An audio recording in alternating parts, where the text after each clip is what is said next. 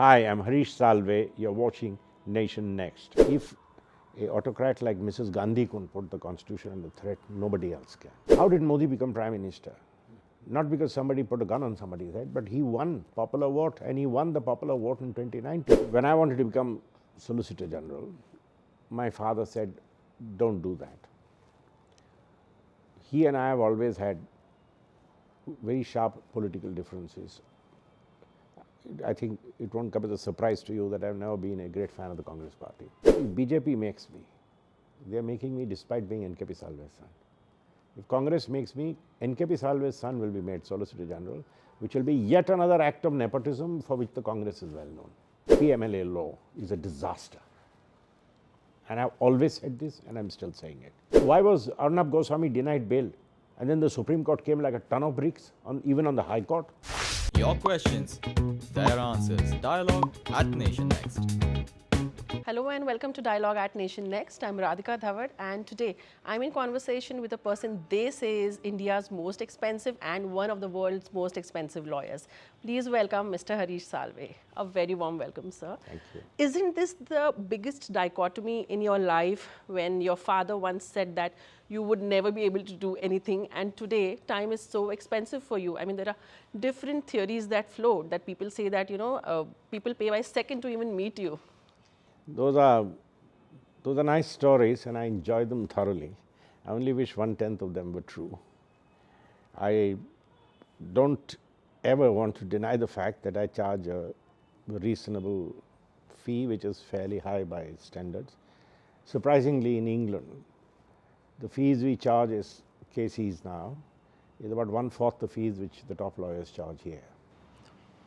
But having said that, I think there are a lot more lawyers who are far more expensive than me, and I have got out of this legal retailing business. So the days when I used to charge by half an hour are gone. So, but there's this second dichotomy, if I may say so, that you are a piano playing lawyer. I mean, it's an activity which is a leisure activity. So someone who's this busy, how do you manage to do this? I mean, do you at times feel guilty? I'm asking because people have all these questions. Not guilty.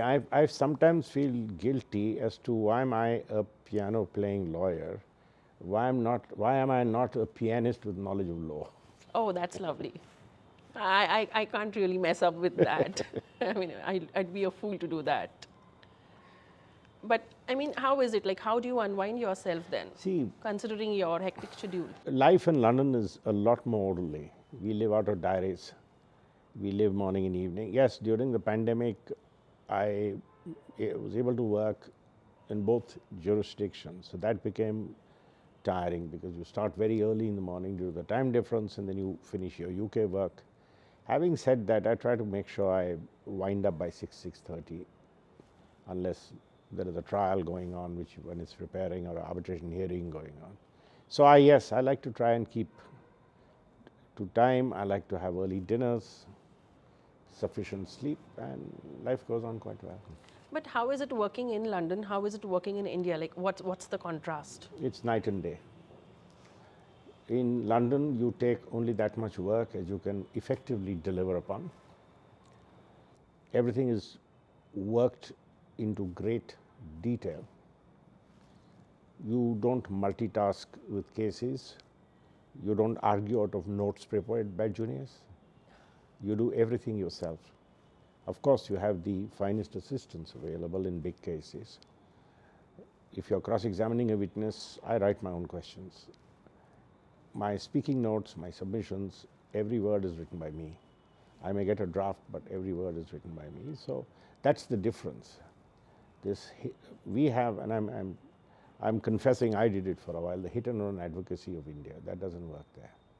So I enjoy it thoroughly. I'm here for an arbitration hearing actually, which starts on the 3rd of December, 5th of December, will run till 20th of December. I've already spent 3 weeks preparing it, and will spend another 3 weeks preparing it. You know, you fight so many cases for the government of India, which are pro bono cases. So why pro bono? I mean, is it because of patriotism, or it's something else? I would normally now accept the government of India brief if I believed in what the cause is. And I strongly feel that a lot of the imagery all over the world, I mean, Boris Johnson lost his prime ministership for things which I don't think were as important as keeping the country together, and which were not fair to the way the efficiency with which UK managed the pandemic. It's not peculiar to India. We are seeing a lot of turmoil in the political world. So I feel there is a lot of change which is taking place, and that gets reflected in India in court cases, where the status quoists want to go to court and pretend the constitution is under threat. And it's only those kind of cases that I feel, if I could be of assistance to the court to help it transition, those are the cases I do. So there is no question of charging a fee. You just spoke about constitution under a threat. So we had former Justice of India, Mr Sharad Bobde, who said that the constitution is under threat. So there's a lot of controversy surrounding it. What is your I think he was trying to answer a point made by Lilatai Chidre. Speaking for myself, I completely debunked the theory that the Indian constitution is under threat. I debunked that theory for the simple reason democracy lies in the heart of every Indian. Until we cherish our freedoms, constitution is not under threat. The constitution has been under threat in India for 19 months only once, and that was in 1976. And we came out of it with flying colors. If an autocrat like Mrs. Gandhi could put the constitution under threat, nobody else can, firstly.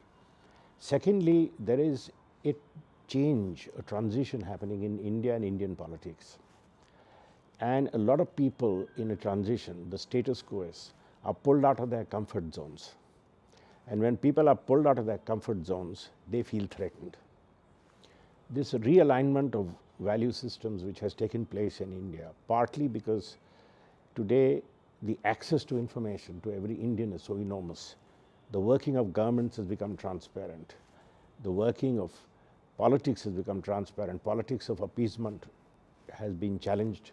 Politics of corruption has been challenged, etc. And there is a huge transition which we have seen, and you'd be a fool to deny that. In a transition, when people are pulled out of their comfort zones, there is a feeling of threat, and the media picks up and for you makes a lovely frontline story.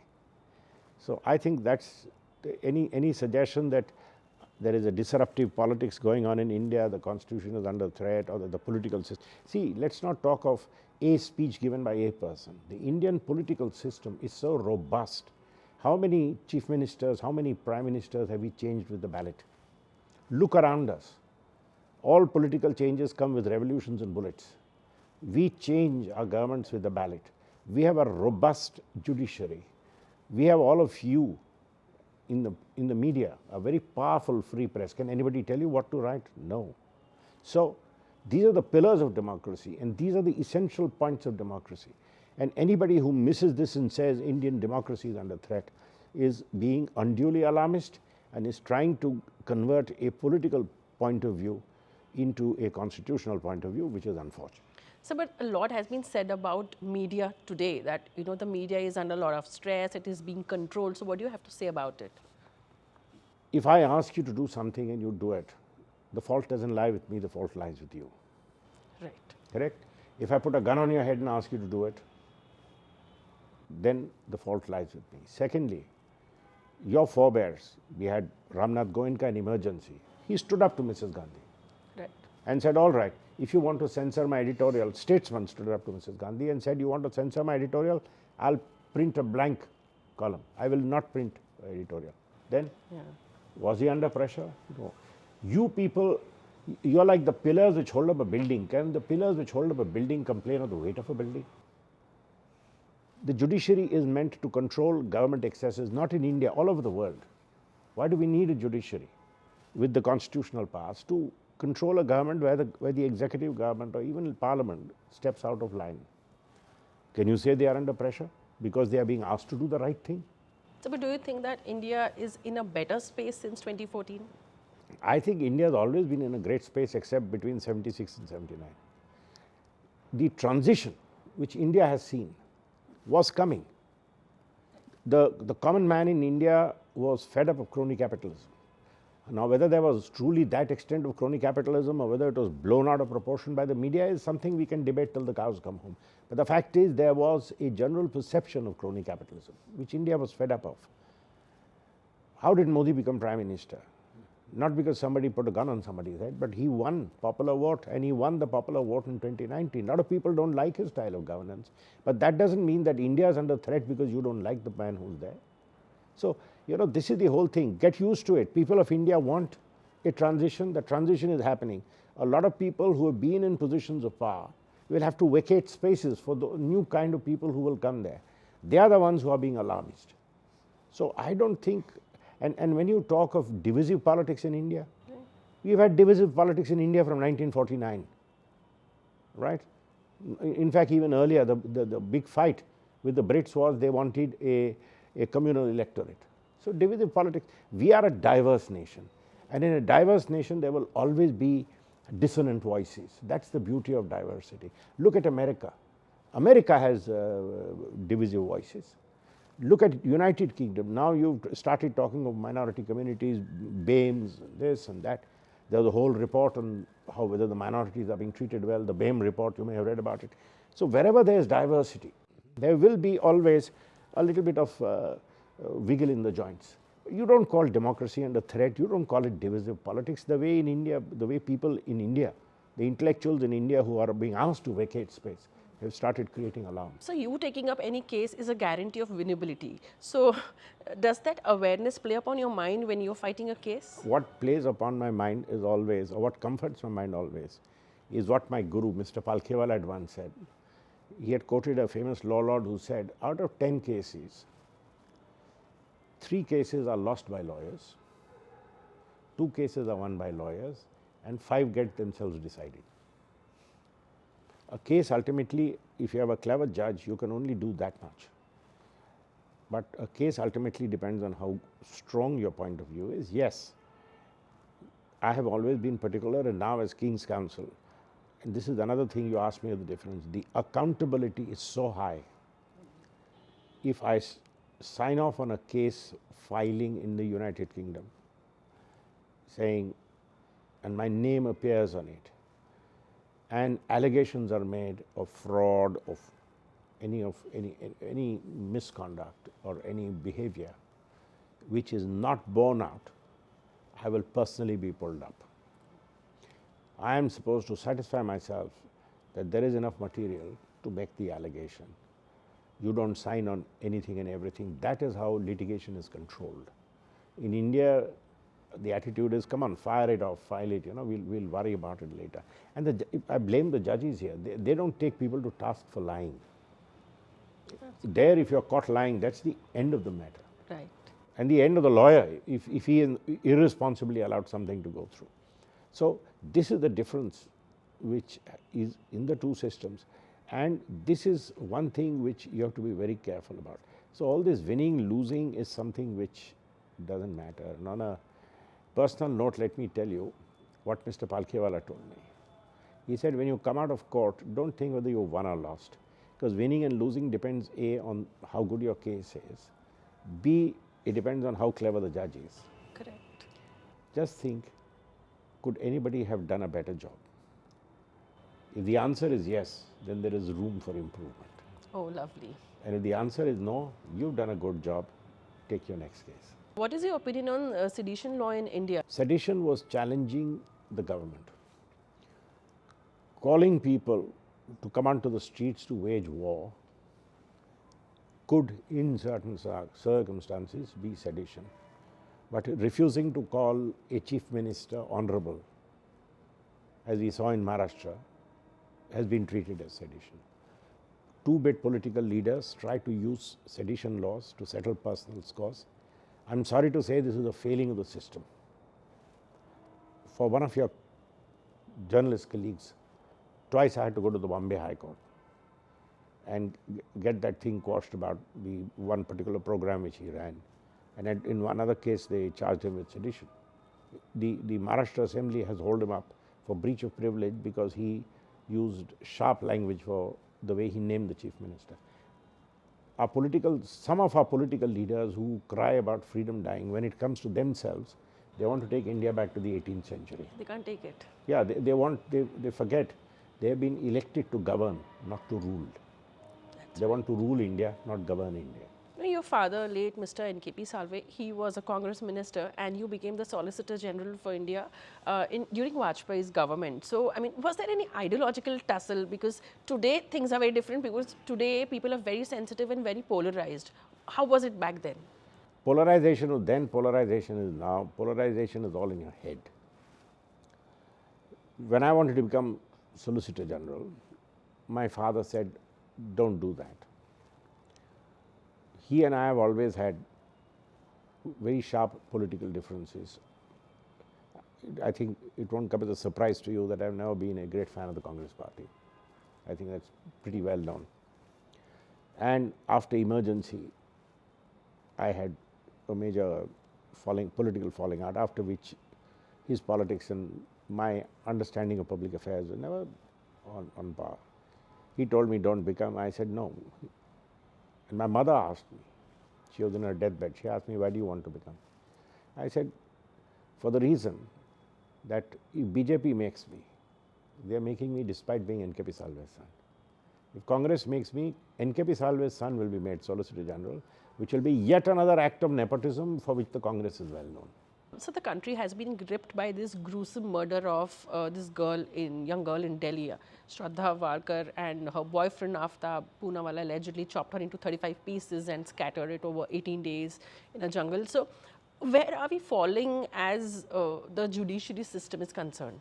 See, today we must realize a judge or a magistrate in our system, unlike the civil law system in Europe, has no investigative powers.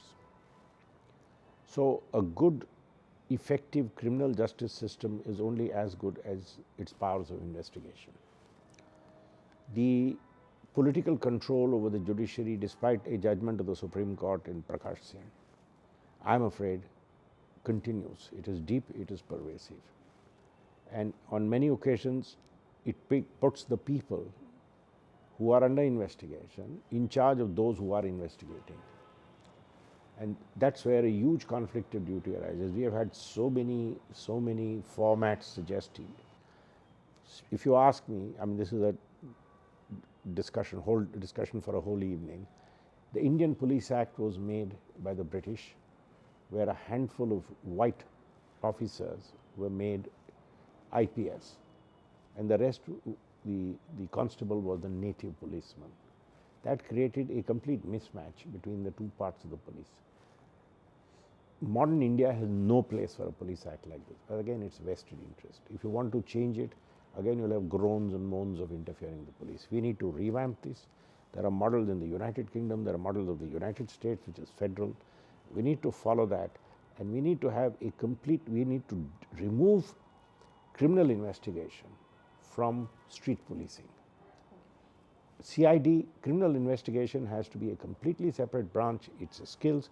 They cannot, a criminal investigation cop should never be asked to go and do roster duty on the street. Once we achieve that and you remove them from political control, then you will see how all this improves. I mean, this is not the first time that we've come across such a gruesome, cold-blooded murder. But what is it? Like, I think, is there the absence of fear of law or the fear of being punished? See, crime, you must realize, in countries with the most effective criminal investigation system, the United States, one of the most powerful, crime is committed. So crime, and this kind of crime is a crime of aberration. To be able to do what this man did, going by the few newspaper reports I have seen, the man was obviously mentally very different from what you and I are. I mean, to be able to live in a situation in which he was. So crime will always happen, but yes, there is a lack of the fear of law in India. And this must change in the long term if India has to have its place in the sun. So there's a lot being said about fake arrests in the country, and the opposition has been blaming the central agencies, ED and CBI, for getting misused. So whom do you think is to be blamed, the judiciary or the politicians? Or see, I'll tell you. First of all, the PMLA law is a disaster. And I've always said this, and I'm still saying it. I am surprised that it has been upheld in its present form. That judgment of the Supreme Court in the PMLA case, and I make no bones about saying this, I know the author of the judgment, I've known him very well, he was a friend, he was a judge I respected hugely, but despite which I must say so, when I read that judgment, a chill ran down through my spine. Somewhere along the way, we seem to be losing the value for liberty.